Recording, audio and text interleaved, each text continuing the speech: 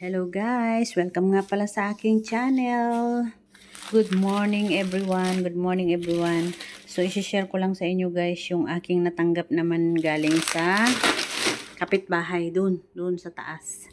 Yung kapitbahay ko na laging nagbibigay.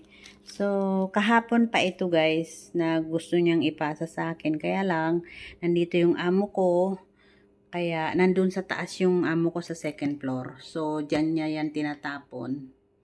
Tapos sinasalo ko naman. Kaya hindi niya maibigay-bigay. Kaya ngayon niya lang sa akin na ipasa. So isi-share ko sa inyo guys. Ipapakita ko sa inyo kung ano ang laman ng kanyang mga binigay. So ayan. So ito yung mga binigay niya. Meron naman tayong pang merienda. Coconut bun. Tapos meron siyang binigay na chichirya. Ayan, may chichirya. Siyempre, may orange, may biscuit, ayan. Tapos, ito pa. Ito, bukas na siya. Siguro,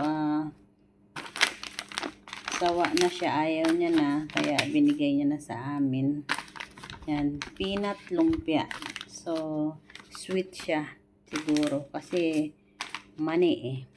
So, ayan guys, yung mga binigay sa amin today. Meron na naman kaming nakakain. Actually dito guys, kung ang aming breakfast ay coffee lang at saka biscuit, ayan, lagi yan, coffee biscuit. Sa pananghalian naman, kung ano yung pinapananghalian nila, kung ano yung lunch nila, after nila mag-lunch, yun din ang kakainin namin. Pero kung hindi sila magla-lunch dito, kami ay magluluto ng sarili namin pagkain. Iba yung rice namin, iba rin yung rice nila. Tapos, sa ulam naman, mag-itlog lang. Kung yung mga tira-tira ng kinagabihan, yun pwede na namin kainin. So, dito nga pala banda guys ay magbabalat ako ng mga sibuyas at bawang. So, pagkatapos ko nitong video na to ay babalatan ko na to. At, ayun yung aking preno.